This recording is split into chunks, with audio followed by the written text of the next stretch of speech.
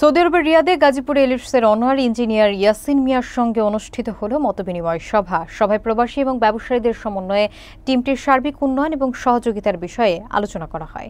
বিস্তারিত দেখুন এম মেহেদুল খানের প্রতিবেদনে। সভায় বিশেষ অতিথি হিসেবে উপস্থিত ছিলেন লক্ষ্মীপুর সিক্সার্স এর অনার আব্দুল্লাহ আল মামুন এবং বাংলাদেশ প্রবাসী সাংবাদিক ফোরামের সভাপতি ফারুক আহমেদ চান। তারা গাজীপুর এলিটসের সার্বিক উন্নয়ন এবং অগ্রযাত্রায় সর্বাত্মক সহযোগিতা দেওয়ার আশ্বাস প্রদান করেন। বক্তারা মনে করেন গাজীপুরের সকল ব্যবসায়ী, প্রবাসী ও কলাকুশলীদের টিমটির পাশে দাঁড়ানো গুরুত্বপূর্ণ।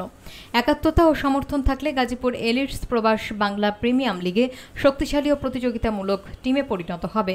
ইঞ্জিনিয়ার ইয়াসিন মিয়াও আশাবাদ ব্যক্ত করেন যে সকলের সহযোগিতা থাকলে টিমটি শক্তিশালী রূপ লাভ করবে।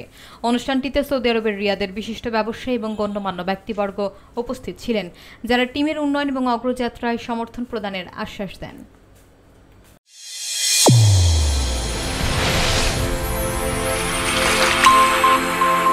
চ্যানেল A1 হৃদয়ের স্পন্দন।